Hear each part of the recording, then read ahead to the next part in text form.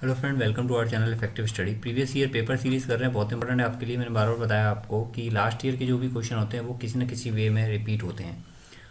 और इसको देख लेते हैं। मैंने अब तक जितने भी एग्जाम क्लियर किए हैं वन टाइम में, उसका main reason previous year paper ही है। चलो इसको देख लेते हैं ये क्या है। इस क्वेश्चन को अगर आप नॉर्मली करने लगोगे तो भूल जाओ कि आपसे होने वाला है। ये आप इसको रिवर्स में करना पड़ेगा, 79/29।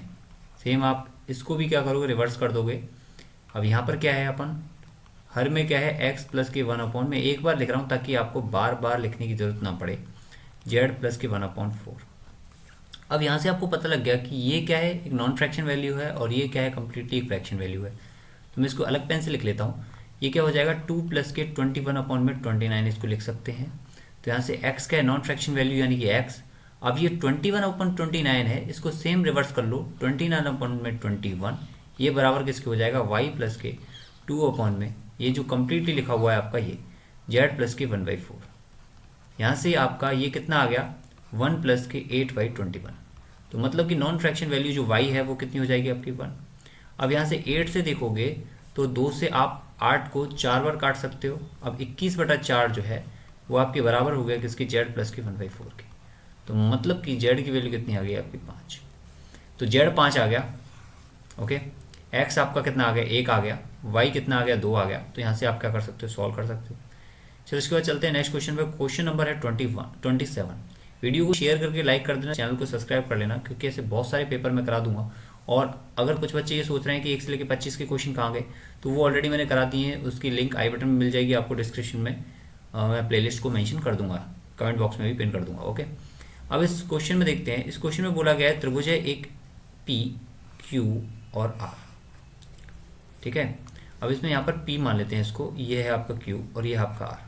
इसने बोला P जो है वो 90 डिग्री है, बहुत बढ़िया, ये लो 90 डिग्री है। इसने बोला S जो है वो PR पे है, S जो है वो PR पे है, और T जो है वो आपके PQ पर है। इसने आगे बोला है आपसे कि इन दोनों को क्या मिलाया जाता है, Q को S से और R को T से। ये मैंने क्यों मिलाया, क्योंकि यहाँ पर ऑलरेडी क्या दे रखा है कि RQ, तो RQ, QS और RT, ये तीन चीज़ें दे रखी हैं। अब आपको प्रॉपर्टी में पूछा है कि इसका अनुपात क्या है, तो आपको ये पता होना जरूरी है। मैंने ये ऑलरेडी एक बार कराया हुआ है कि RT का स्क्वायर ये बराबर होता है RQ के स्क्वायर के 5/4 टाइम्स। तो मतलब भी इसका ये है कि आपसे क्या पूछ रहा है, रिवर्स में पूछ रहा है, तो आंसर क्या आ जाएगा इसका, 4/5 टाइम्स। क्लियर। अब इसके बाद चलते हैं क्वेश्चन नंबर 28 पर। ये वीडियोस हैं जो मैंने फिक्स कराया हुआ है, और एग्जाम में सेम टू सेम पूछा जाएगा आपसे। इस क्वेश्चन को देखेंगे, इसमें ज़्यादा कोई कैलकुलेशन लग नहीं रही देखने से। 574 ये आपका पूंजी है, और आज टाइम का अनुपात कितना है, XYZ। मतलब कि ये आपको जो लाभ का अनुपात दे रखा है, ये डेफिनेटली टाइम और पूंजी के मल्टीपल के अनुपात के बराबर होता है। तो यानी कि 5x, ओके, ये कितना हो जाएगा, 5x अनुपात में 7y अनुपात में आपका 4z। और ये किसके बराबर होगा, 5x तो होगा 45, 7x 42 के, 7y 42 के, और ये आपके 4z कितने होगा, 28 के। अब ऑप्शन चूज करो, अगर आप 9 चूज करते हो क्या, XYZ, तो ये कितना आएगा, 45 आएगा डेफिनेटली। 6 चूज करोगे अगर y, तो सचिन 42 आएगा। और z को आप 7 लेते हो तो सच्चों 28z आएगा। तो मतलब ये जो पहला ऑप्शन है ये आपका राइट हो गया। आप इस तरह से इस क्वेश्चन को कर सकते हो। अब इसके बाद नेक्स्ट करते हैं इसमें क्वेश्चन नंबर 29। क्वेश्चन नंबर 29 में यहाँ आपको अंत्यकेंद्र दे रखा है, पीओसी पूछा है, बीएसी निकालना है।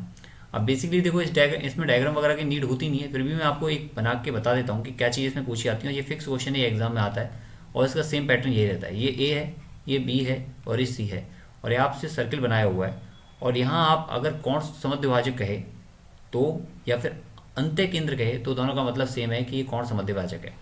तो आपसे बीओसी पूछा है, तो एंगल बीओसी जो होता है वो इस कंडीशन में, आंतरिक कंडीशन में, एंगल ऑफ BAC/2 प्लस के 90।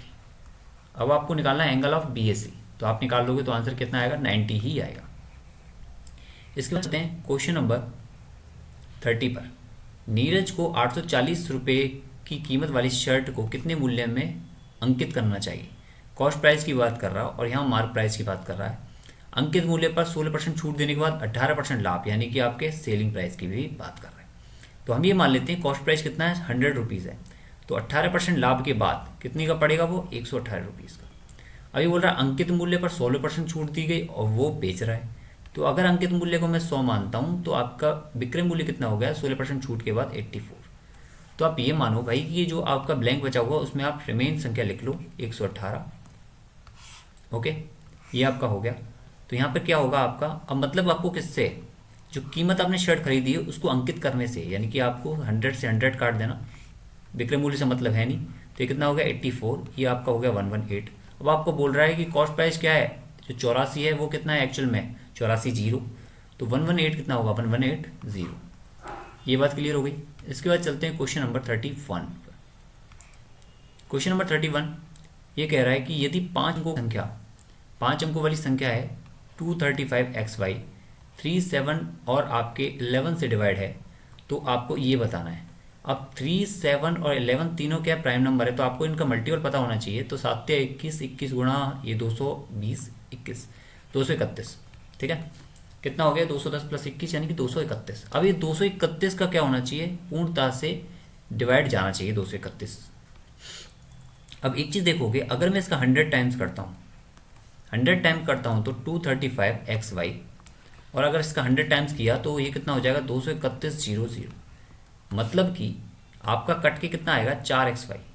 अब ये 4xy है, ये भी आपका 231 का मल्टीपल होना चाहिए, क्योंकि ये कंप्लीट 235xy है, 231 का मल्टीपल है। तो मैंने इसका 100 टाइम्स घटा दिया। अब मैं अगर 231 में 2 का गुणा करता हूँ 462, तो आपका 462 क्या होना चाहिए, ये होना चाहिए। तो x की वैल्यू यहाँ पर कितनी होगी, x की वैल्यू होगी 6 और y की वैल्यू कितनी होगी आपकी 2। तो ये कितना होगा 36, 18 माइनस की 4 दूनी 8, यानी कि आंसर कितना आना चाहिए आपका 10। इसके बाद चलते हैं क्वेश्चन नंबर 32 पर। क्वेश्चन नंबर 32 कह रहा है कि 18, 35, 36 और 72 सेंटीमीटर वाले एक धात्विक घनाभ को पिघलाया जाता है। अब पहली बात तो ये पिघलाया गया है तो कहीं ना कहीं वॉल्यूम की बात हुई होगी। उसके बाद चलते हैं समान आयतन वाले 8 घन बनाए जाते हैं। तो सबसे पहले हम निकालते हैं इसकी साइड, क्योंकि ये कहीं ना कहीं यूज़ तो आएगी। तो इसका आयतन कितना हो गया 18 गुणा 36 गुणा 72। अब इस क्वेश्चन में आपको कैलकुलेशन नहीं मिलेगी, देखना किस तरह से। और 8 और घन का क्यूब क्या हो जाएगा, आयतन क्या हो जाएगा आपका a क्यूब। 8 से कितना हो गया 9 टाइम्स, इसको 9 और 4 के फैक्टर में तोड़ लो, इसको 9 और 2 के फैक्टर में तोड़ लो। अभी कितना हो गया देखोगे, एक 9, एक और एक 3, यानी कि a की वैल्यू देखोगे तो एक तो 9 ये आ गया, और 4 दूनी 8 में कितना आ गया 2 आ गया, यानी 18। तो क्या हो गया इसकी साइड हो गई। अब इसके बाद चलते हैं घनाभ के कुल पृष्ठीय क्षेत्रफल। तो सबसे पहले निकालो घनाभ का कुल पृष्ठीय क्षेत्रफल कितना हो गया 18 गुणा 36 प्लस के 36 गुणा 72 प्लस के आपके 72 गुणा 18, ये हो गया। और ये बराबर, इसने बराबर नहीं है, ये आपके अनुपात में पूछा है इसने कि 8 घनों के पार्श्व पृष्ठीय क्षेत्रफल के योगफल का अनुपात क्या होगा।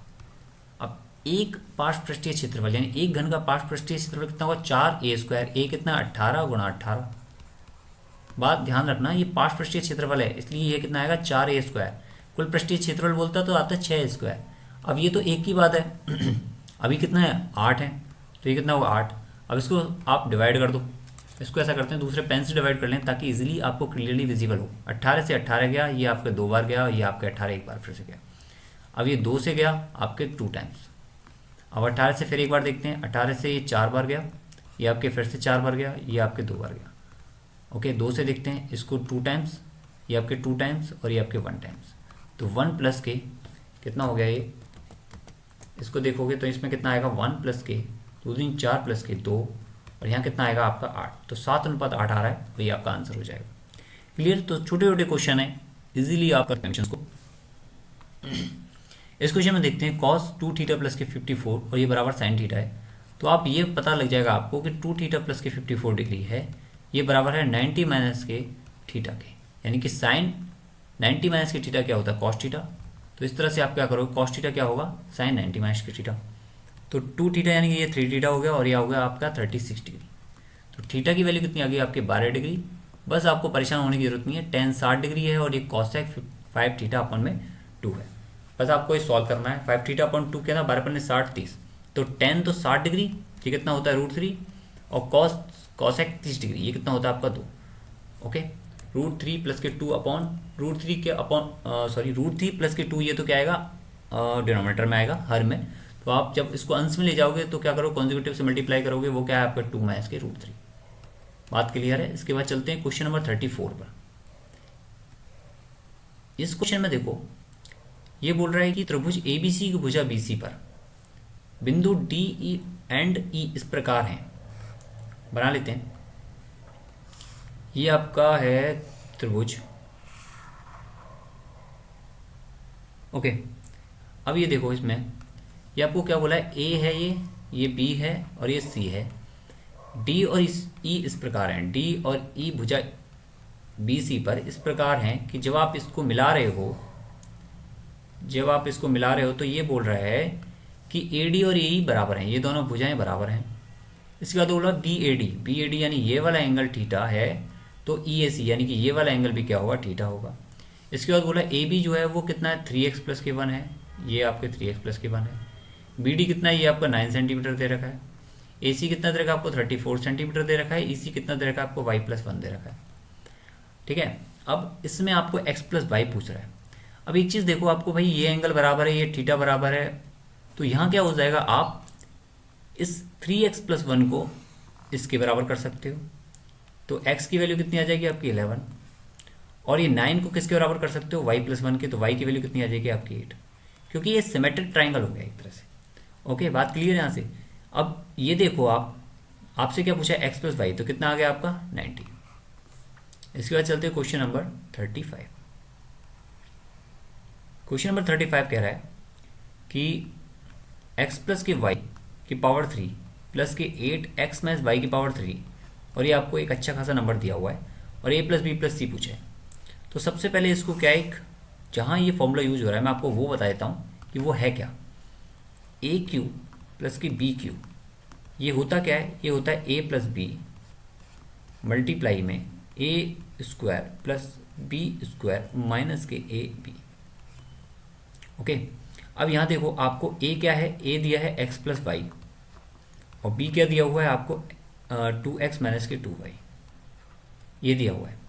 अब एक चीज़ देखो, इसमें आपको ये टर्म जो दी हुई है, इसमें दोनों को जोड़ दोगे जब a प्लस बी को, तो क्या आएगा, ये 3x माइनस के y, यानी कि आपको यहाँ से a क्या पता लग गया, 3x माइनस के y में ay को कंपेयर करोगे माइनस के y से, तो a की वैल्यू आ गई माइनस के 1। ठीक है, अब इसमें आप इसको निकालो, तो आपको ये पूरा कैलकुलेट करना पड़ेगा। कैलकुलेट करोगे तो कंपेयर करोगे, उसके बाद a प्लस बी प्लस सी बताओगे, तो वहाँ आपका ये निकल के आ जाएगा। आपको ये कंपेयर करना है किस तरह से, ये a स्क्वायर है, ये b है, तो आपको इसको स्क्वायर निकालना है दोनों का, और ये माइनस के b करना है। तो इसके बाद क्या पता लग जाएगा आपको, ये कंप्लीट पता लग जाएगा, और इसको कंपेयर कर लेना है जो आपका यहाँ से निकल के आएगा। ठीक है, मैं इसको पूरा नहीं कराऊंगा, ये नॉर्मल क्वेश्चन है, और इसमें आप बस कैलकुलेशन कर लेना। थोड़ी हिंट मैं और दे रहा हूँ इसमें, एक बार इसमें आप ऐसे ही कर सकते हो, a प्लस बी, आप इसमें ये भी कर सकते हो इसको सॉल्व करने के लिए थोड़ा सा, कि a प्लस बी का स्क्वायर होल स्क्वायर माइनस के 3ab आप डायरेक्ट निकाल लो। तो a प्लस बी तो कितना आ गया, ये आपका आ गया 3x माइनस के y का होल स्क्वायर। बात क्लियर है, और माइनस के 3 आपका a भी। तो इसको आप डायरेक्ट सॉल्व कर लो। सॉल्व करने के बाद आपका जो भी यहाँ पर आएगा, जो भी यहाँ आएगा, उसको आप कंपेयर किससे करोगे, इस वाले से करोगे। क्लियर, तो 3x स्क्वायर से 3x स्क्वायर कंपेयर कर लोगे, सेम b से कंपेयर कर लोगे जो आपके x y का मल्टीपल होगा, वैसे सेम y स्क्वायर के जो मल्टीपल से उसको कंपेयर कर लोगे, तो c की वैल्यू भी निकाल सकते हो। अब इसके बाद चलते हैं नेक्स्ट क्वेश्चन पे। क्वेश्चन नंबर है 36। क्वेश्चन नंबर 36 है, a प्लस बी प्लस सी आपको 7 दे रखा है, ये आपको यहाँ से दे रखा है, और आपको ये पूछा है, आपको ये पता होना जरूरी है कि a cube plus b cube plus c cube minus के 3ac जब दे रखा हो, तो ये बराबर किसको होता है, ये बराबर होता है a plus b plus c multiple में आपके a प्लस वेट हाँ a plus b plus c का होल स्क्वायर माइनस के 3ab प्लस के आपका bc प्लस के आपका c, ये बराबर होता है। ठीक है, अब ये कितना है, 175 दे रखा है, और ये कितना दे रखा है आपको 7 दे रखा है, और आपको 7 का स्क्वायर 49 माइनस के 3m। m क्यों, मैंने जो पूछा है वो लिख दिया, बार बार लिखने की जरूरत नहीं पड़ेगी, m वैल्यू निकाल लेना, कितनी आएगी 8। ओके, अब इसके बाद चलते हैं इसमें नेक्स्ट पे, क्वेश्चन नंबर 37। क्वेश्चन नंबर 37 में कह रहा है कि ग्राफ जो अल्फा बीटा है पर प्रतिच्छेद होता है, और आपको 2 अल्फा माइनस बीटा बताना है, यानी कि अल्फा क्या है यहाँ पर x है, और बीटा क्या है यहाँ पर ये आपका y है। तो ध्यान रखना एक बात जब ये दोनों इक्वेशन सॉल्व करोगे तो एक्स वाई आपके यहीं से निकल के आ जाएंगे, आपको ज़्यादा कुछ करने की जरूरत नहीं है। अल्फा बीटा के चक्कर में आप मत पढ़ना कि अल्फा बीटा आपको क्या होता है क्या नहीं होता है, तो ये कुछ नहीं है, एक्स वाई है। अब इसमें यहाँ पर आप सॉल्व करो बस 3x माइनस के 2y बराबर के आपका 8। अब इस इक्वेशन में आप 4 मल्टीप्लाई कर दो और यहाँ क्या है आपके 4x प्लस के 3y बराबर के आपका 5, और इस इक्वेशन में आपका क्या है 3 का मल्टीप्लाई कर दो। दोनों को सॉल्व कर लो, x और y की वैल्यू निकाल लो, इसको सॉल्व कर लेना, इजीली हो जाएगा। क्लियर बात? आपको मेथड पता होना बहुत जरूरी है कि किस तरह से हो रहा है। इसको बात करते हैं question number 38। Question number 30 square A cot square A और आपको दे रखा है सेक स्क्वायर ए और कॉसेक स्क्वायर ए। आपको देखकर एक चीज़ तो पता कि यार यहाँ पर जो ए दे रखा है ऑप्शन में ए से तो मतलब ही नहीं है, ए से तो मतलब ही नहीं है, यानी कि कहीं भी ए जो है एग्जिस्ट नहीं कर रहा। अब लेता हूँ तो क्या ऐसा तो नहीं हो सकता कि 0/0 आए, मुझे बाद में बदलना पड़े। तो 0/0 तो हो सकता है, कहाँ यहाँ पर कितना आ रहा है इन्फिनिटी आ रहा है, तो इन्फिनिटी और 0/0 या इन्फिनिटी नहीं आना चाहिए। तो क्या रखेंगे, ए को हम 45 डिग्री पुट कर देंगे। तो ये कितना होगा 1 + 1 - 2 यानी कि ओके कितना हो गया 0 माइनस की ये कितना हो गया आपके 2 √2 का स्क्वायर इंटू √2 का स्क्वायर 4, तो कितना आ गया -4। बात क्लियर है यहाँ से? ये सिंपल सा कंसेप्ट है। 0 - 4 कितना हो जाएगा आपके -4। अब इसके बात करते हैं क्वेश्चन नंबर 39 की। तो क्वेश्चन नंबर 39 में देखो, अब इसमें दे रखा है किसी लंब पिरामिड का आधार कितना दे रखा है 8 सेंटीमीटर, समबाहु त्रिभुज है, ऊंचाई दे रखी है, आपको पिरामिड का आयतन पता करना है। अब आप ये देखो कि आयतन पता करना है, आयतन इसका 1/3, आधार का स्क्वायर कितना है, आधार का स्क्वायर इसका समबाहु त्रिभुज है, तो समबाहु त्रिभुज का आधार का स्क्वायर कितना होता है √3/4 ए स्क्वायर यानी 8 × 8 इंटू हाइट यानी 30। सीधा सीधा पिरामिड का आयतन है, कुछ ज़्यादा करने की जरूरत नहीं है। 30 √3, तो √3 से √3 कट गया, किससे 3 से, यानी कि कहीं भी √3 नहीं आएगा। √3 और √3 मल्टीप्लाई वो 3 बनेंगे, 3 नीचे आ जाएगा तो कट गए सेकंड एंड फोर्थ, तो ये आपके 2 टाइम्स कट गया, तो 8 दूनी 16 48, कौन सा ऑप्शन आ गया आपका 480। ओके सिंपल सा कंसेप्ट है, छोटा सा आंसर है, आप इजीली इसको कर लोगे। ओके अब इसके बाद चलते हैं क्वेश्चन नंबर 40 पर।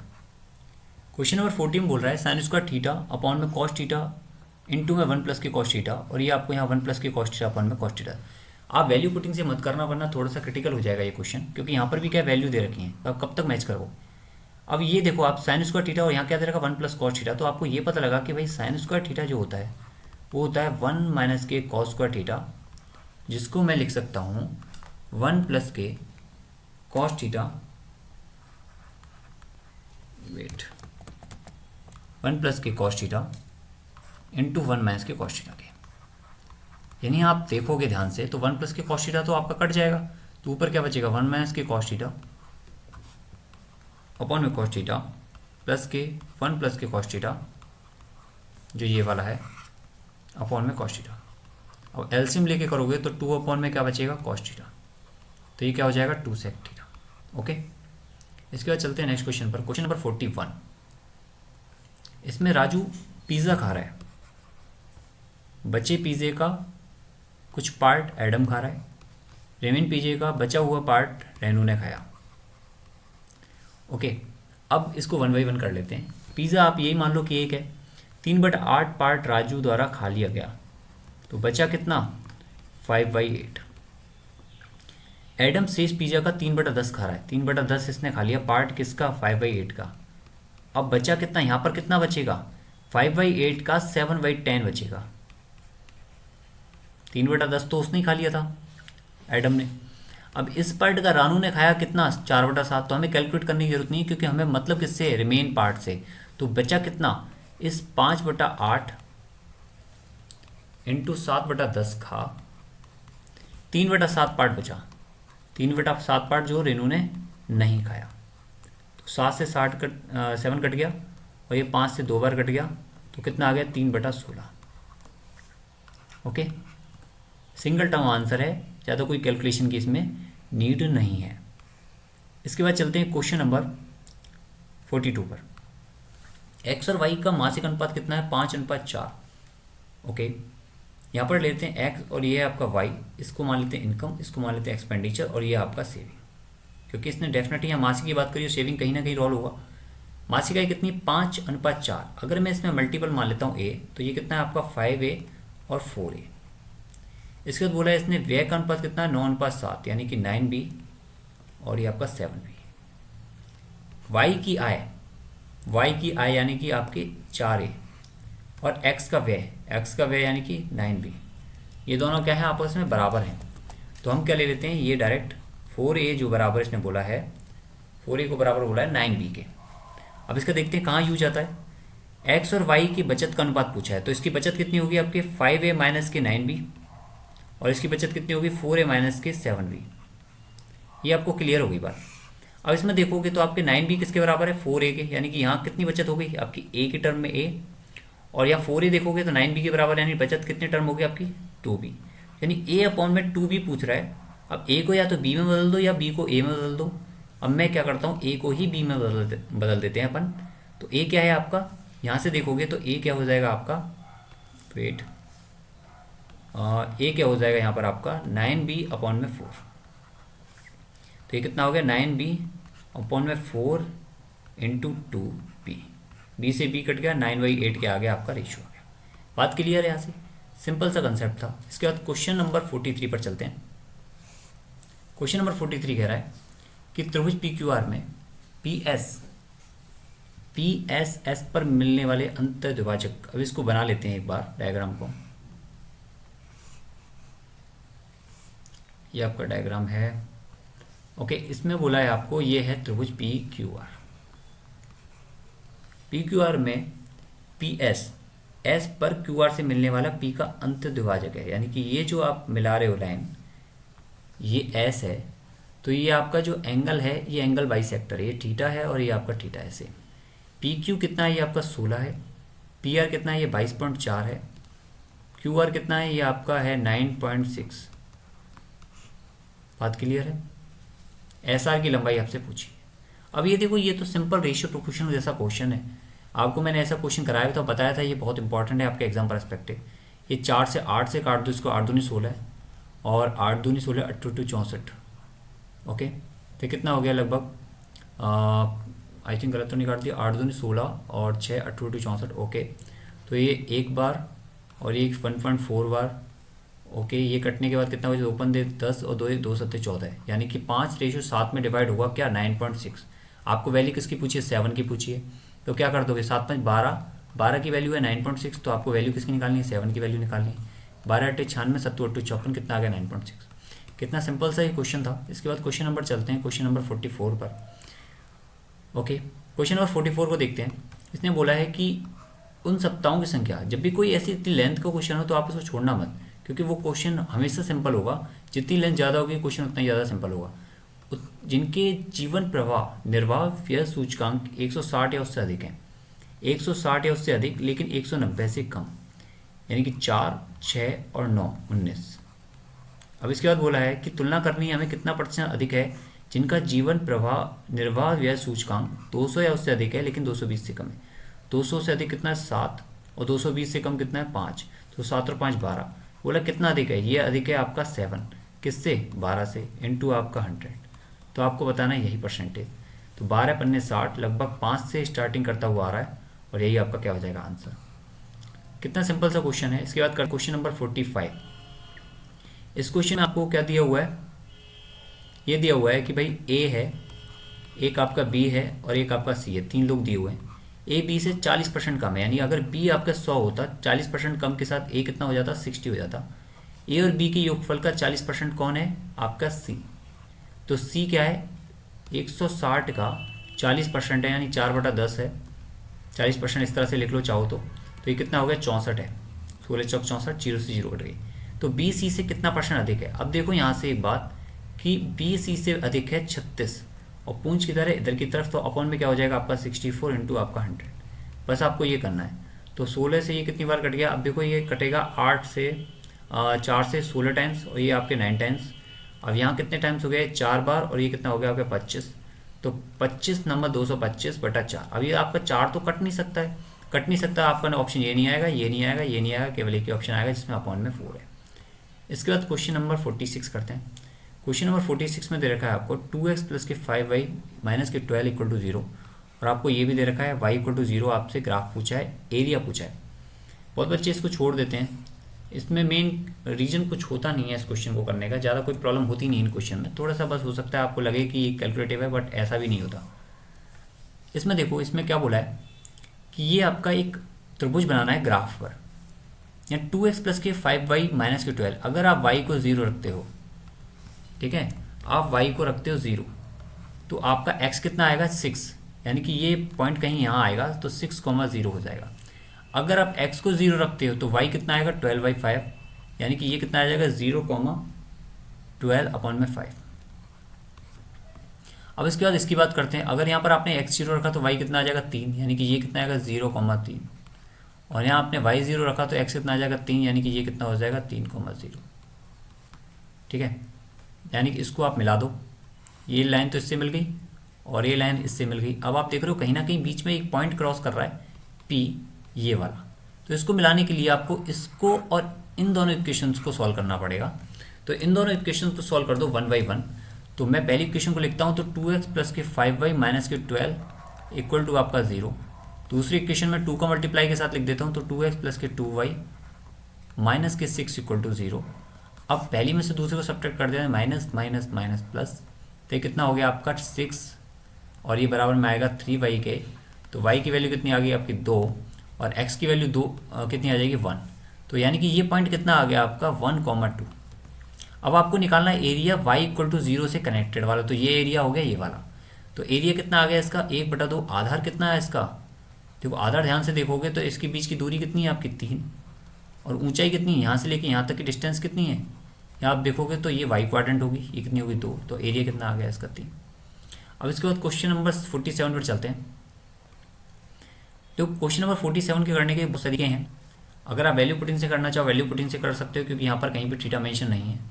तो थीटा की वैल्यू आप अगर 0 रखते हो या 90 रखते हो, तो ध्यान रखने की बात कहीं भी इन्फिनिटी या फिर 0/0 या फिर इन्फिनिटी नहीं आना चाहिए। तो इस कंडीशन में यहाँ पर हमें 45 रखना पड़ेगा। तो 45 रखते हो तो ये क्या होगा 1/√2 प्लस के आपका 1/√2 और माइनस के 1 अपॉन में ये 1/√2 तो कट जाएंगे, नीचे क्या आ जाएगा 1, और मल्टीपल में अंडर रूट में ये क्या हो जाएगा 1 प्लस के 1/√2, और ये क्या है 1 माइनस के 1/√2। इसको थोड़ा सा सॉल्व कर लो, इसको देखोगे तो ये क्या है, ये √2 बनेगा, √2 माइनस के 1। ओके, मल्टीपल में आपके अंडर रूट में ये संख्या कहाँ जाएगी, √2 प्लस के 1 अपॉन में √2 माइनस के 1। ओके, अब एक चीज़ देखो, अगर इसमें आप कॉन्जुगेटिव का मल्टीप्लाई कर देते हो अंडर रूट में ही आगे बढ़ा के √2 प्लस 1 का और √2 माइनस के 1 का, सॉरी √2 प्लस 1 का ऊपर नीचे, तो आप देखो कि ये a माइनस बी और a प्लस बी बन के क्या हो जाएंगे 1, और ये दोनों मिलके अंडर रूट क्या बनाएगा √2 प्लस 1 का होल स्क्वायर, यानी कि अंडर रूट से कटेगा तो क्या आएगा √2 माइनस के 1 और क्या आएगा इंटू में √2 प्लस के 1। ये दोनों ये वाला और ये वाला स्क्वायर बनाएंगे तो ये अंडर रूट से आपका क्या होगा स्क्वायर कैंसिल हो जाएगा, और नीचे तो आपका 1 आ ही रहा था। अब इन दोनों का मल्टीप्लाई करोगे तो भी क्या आ जाएगा 1। बात क्लियर है, सिस्टम समझ में आ गया, इस तरह से आप इसको कर सकते हो। क्वेश्चन नंबर 48 देखते हैं। अब इसके इसमें दे रखा है किसी ऋण को 2 समान वार्षिक किस्तों में लौटाना है। यदि ब्याज की दर कितनी है 10%, तो वार्षिक रूप से चक्रवृद्धि ब्याज होती तो प्रत्येक किस्त जो है 5,808 रुपये की होती। अब इसका बेसिक मेथड समझो, इसका बेसिक मेथड है क्या, ये बहुत क्वेश्चन ऐसा है जो बार बार एग्जाम में पूछा जाता है किसी ना किसी वे में। समान वार्षिक किस्तें, रेट कितनी है आपकी 10%। अगर आप देखो पहला आपने जब किस्त लौटाई तो आपको ये माना जाता है कि ये आपकी क्या है, सीधा सीधा पहला पेमेंट है। अब ये पेमेंट बात के लिए प्रत्येक किस्त है, पहली किस्त आपकी इस तरह की जिस पर कोई इंटरेस्ट नहीं लगता, दूसरी पे आपको इंटरेस्ट देना पड़ता है 1 साल का, कितना हो गया आपके 10% हो गया, ठीक है।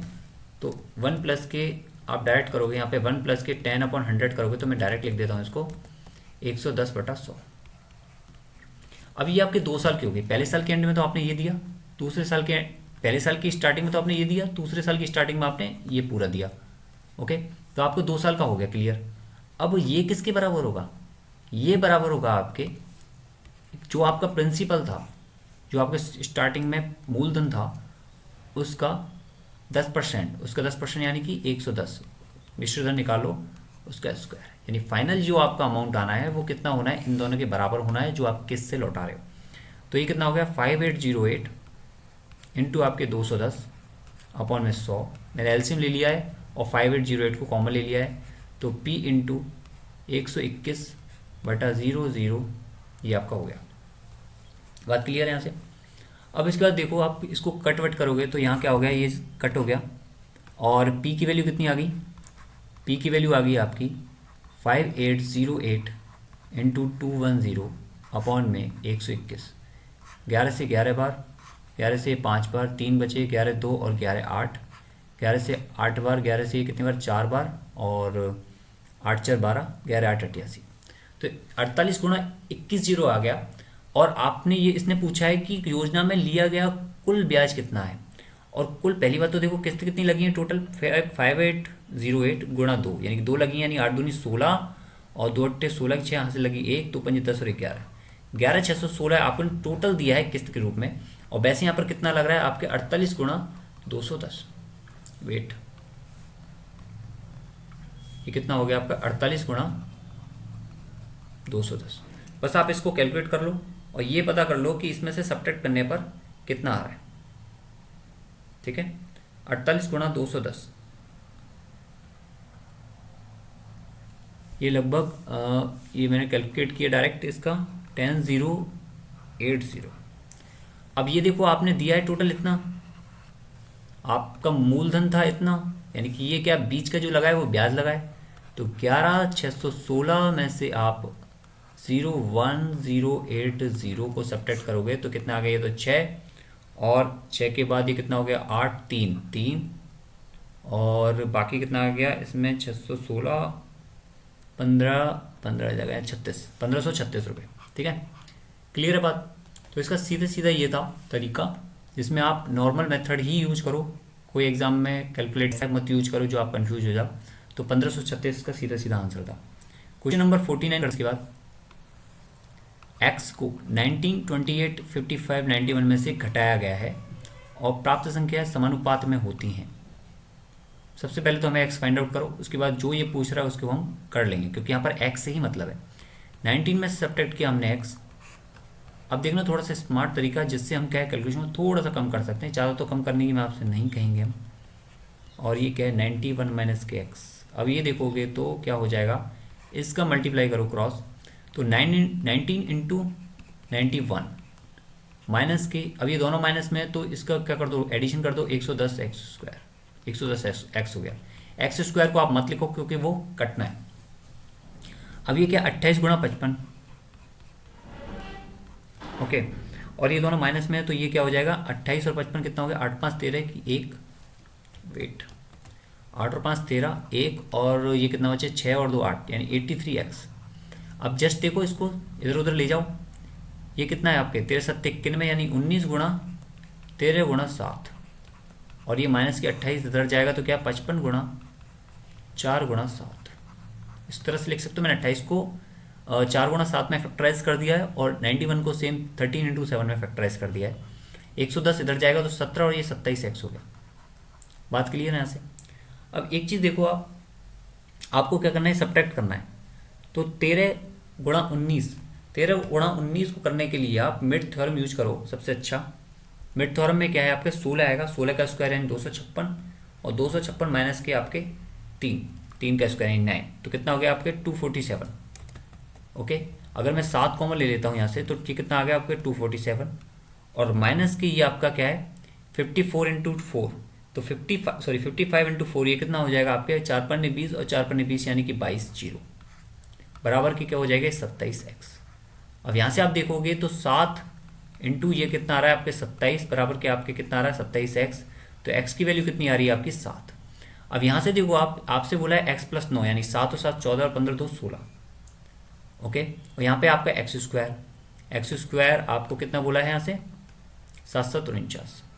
इसका बोला है कि बीच का मध्य अनुपात, तो मध्य अनुपात ज्ञात करने के लिए या तो आप ऐसे मान लो, ओके, एक्स स्क्वायर बराबर के आपके 16 इंटू 49। अब आप x निकालो तो x 16 का तो कितना आ गया 4 आ गया और 49 का कितना आ गया 7 आ गया, 7 28 का कितना आ गया आपका आंसर हो गया। इसके बाद चलते हैं क्वेश्चन नंबर 50 पर। क्वेश्चन नंबर 50 तक देखेंगे, उसके बाद एक सेशन में इसमें प्रोवाइड करा दूंगा 51 से लेके आपके 75 तक, क्योंकि ज़्यादा लेंथ हो जाती है, टाइम बहुत ज़्यादा हो जाता है इसमें एक वीडियो में, तो थोड़ा सा अपलोडिंग में प्रॉब्लम आती है। ओके, अब इसके बाद देखो, इसमें पहले 2 वर्ष के लिए ब्याज की दर प्रति वर्ष 6% है, पहले 2 वर्ष के लिए। अगले 3 वर्ष के लिए 10% है। 5 वर्ष बाद ये अवधि प्रति वर्ष कितनी होगी? 12%। यदि 7 वर्ष बाद किसी व्यक्ति को साधारण ब्याज के रूप में 12,771 रुपये मिल रहा है 7 वर्ष बाद, ओके, तो उसे निवेश की गई राशि कितनी होगी? अब यहाँ देखो, 2 वर्ष के लिए कितना मिला था? 6% प्रति वर्ष, 2 वर्ष तक तो हो गई ये। उसके बाद 3 वर्ष तक कितना मिला? 10%। तो ये तीसरा वर्ष, ये आपका चौथा वर्ष, ये आपका 5वां वर्ष। उसके बाद अगले 5 साल तक मिला 7, लेकिन 12 सॉरी, लेकिन हमें कितने चाहिए? 7 साल तक चाहिए। अब बच गए आपके 2 साल ही तो बच गए, 5 तो आपके ये हो गए, 2 साल बच गए। अब बैंक आपको यूँ कह रही हो, नहीं भाई अगले 5 साल तक लोगे तो आपको 12, आप चाहे 2 में साल में लो, आप चाहे 3 साल लो, कुछ भी करो, आपके जो पहले का टेन्योर पीरियड था वो तो आपका निकल गया। तो यहाँ आपके जो नेक्स्ट 2 ईयर्स हैं वो किस पे लगेंगे? आपके 12% पे। अब कितना हो गया? 12 दूनी 24, और ये कितना हो गया आपके 6 दूनी 12, तो 12 दूनी 24, 12 तीन 36, 36 और ये 3, तो कितना हो गया? 66% आपका इंटरेस्ट हो गया। साधारण ब्याज के रूप में 12,771 रुपये मिल रहे हैं उसको, ठीक है। तो निवेश राशि कितनी है? अब ये देखो, अगर कोई अमाउंट 100 है और इंटरेस्ट उसको कितना मिल रहा है? 66 रुपये मिल रहा है, तो वो पूछ रहा है कि ये 66 रुपये बराबर हैं आपके 12,771 के, तो ये 100 रुपये किसके बराबर होंगे? वो ये पूछ रहा है। तो बस आपको क्या करना है? 12,771 ये किसके बराबर है? 66 के, तो आपको वैल्यू निकालनी है 100 की। ओके, तो 11 से 6 बार, 11 से 1 बार, ये कितना? 1 times, then 6, then 6 times, then 1, then 1 times.